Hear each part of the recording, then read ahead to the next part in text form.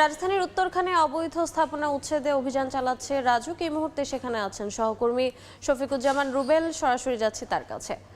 রুবেল, কর্তৃপক্ষ রাজুক অভিযান পরিচালনা করছে রাজধানীর উত্তরখানের এলাকা দিয়ে।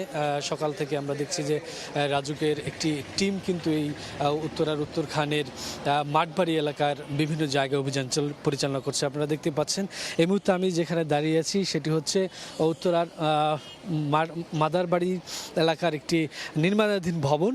সকাল থেকেই যেখানে হুইল এক্সিবিটর দিয়ে রাজুকের কর্মকর্তারা এই ভবনটি ঘুরিয়ে দিচ্ছেন। মূলত এই ভবনের যে অভিযোগ তা হলো যে ভবনটি ব্যক্তি মালিকানার জায়গায় তৈরি করা হলো, নির্মাণ করা হলো। ভবনটি মূলত রাজুকের কোনো ধরনের কোনো অনুমতি নেয়নি, নকশা নেই। সেই কারণে মূলত ভবনটি একদম ঘুরিয়ে দেওয়া হচ্ছে। সেটা আমরা দেখছি যে প্রায় অর্ধেকটা, এক তৃতীয়াংশ প্রায় ঘুরিয়ে দেওয়া হয়েছে এবং বাকি যেটুকু আছে সেটুকু ঘুরিয়ে দেওয়া হবে।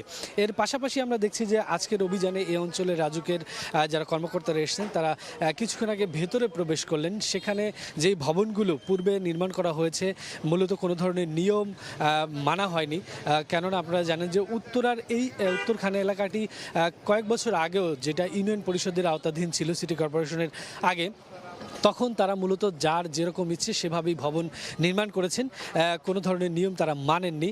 অনেক সময় রাজুকের অনুমতি এনেও সেটা না মেনে তারা তাদের মতো করে বর্ধিতভাবে ভবন নির্মাণ করেছেন।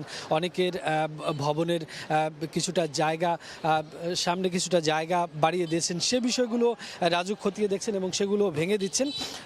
এবং তারা বলছেন, কিছুক্ষণ ম্যাজিস্ট্রেট কথা বলছিলেন, তিনি বলছিলেন যে এই রাজধানীতে প্রায় ৩,০০০-এর বেশি অবৈধ ভবন রয়েছে, সবগুলোকেই বিরুদ্ধে ব্যবস্থা নেওয়া হবে। পর্যায়ক্রমে রাজুকের এই অভিযান সেটা অব্যাহত থাকবে বলেও জানিয়েছেন।